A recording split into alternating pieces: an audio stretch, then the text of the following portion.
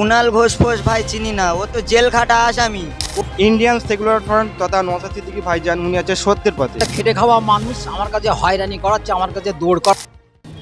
কুনাল ঘোষ সম্পর্কে কি বলবেন? এসব কুনাল ঘোষ ফোষ ভাই চিনি না, ও তো জেল খাটা আসামি। ওকে ও নিয়ে কি বলবো, ও তো ও থাকার দরকার জেলে। কুনাল ঘোষকে নিয়ে আমার কোনো বলার দরকার নেই, ও থাকার কথা জেলে। ও ওইসব আজে বাজে প্রশ্ন স্যার করুন না আমাকে। আচ্ছা, দিদি তো এত কিছু দিচ্ছে, তারপরেও ভাইজানের এত লোক। শোনেন, দিদি দিচ্ছে, কার টাকা নিয়ে কাকে দিচ্ছে, এই প্রশ্নটা আগে উত্তর দেবে।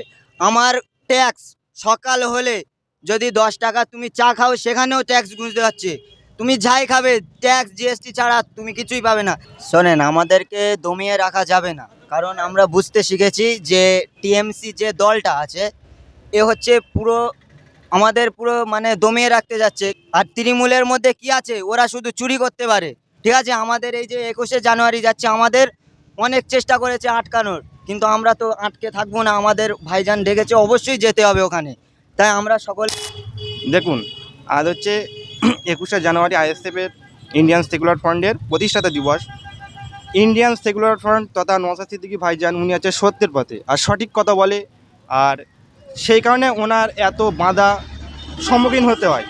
আমরা বিশেষ কারণে দেখি যে যখন কেউ সত্য বলে তাকে দমানোর চেষ্টা, সেই কারণে মমতা তার পুলিশ বাহিনী দিয়ে, যেহেতু তিনি পুলিশ মন্ত্রী, তাকে পুলিশ দিয়ে নওশাদ সিদ্দিকীকে বা ইন্ডিয়ান সেকুলার ফ্রন্টকে উনি দমিয়ে রাখার চিন্তাভাবনা মারে, কিন্তু জেল খাটিয়ে বা আন্দোলন রুখে কখনো কোনো ইন্ডিয়ান সেকুলার ফ্রন্টকে দমিয়ে রাখা যাবে না।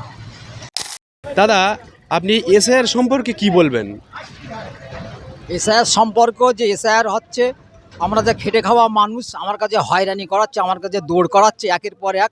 আমরা যে খেটে খাচ্ছি, যে ভাইজান যে আমার কাছে সুরক্ষা দিচ্ছে, আমরা সেই দিকে যাওয়ার চেষ্টা করছি।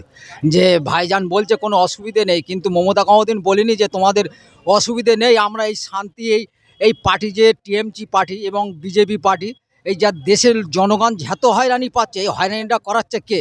একমাত্র দেখা যাচ্ছে ক্ষমতাশীল পার্টি কারা, তারা দেখা যাচ্ছে মমতা আর মোদী সরকার। এই ছাড়া ক্ষমতাশীল নেই, এবং এদের হাতে সব কিছু আছে, কিন্তু এরাই দেশের জনগণের হয়রানি করাচ্ছে।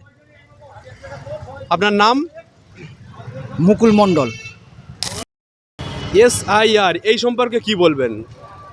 এসআইআর সম্বন্ধে বলতে, এসআইআর হচ্ছে শুধু মুসলমানদের। রাম রহিম, এখানে রহিমদের বেশি নাম আসছে, আর রামদের নাম মানে টোটালি আসছে না।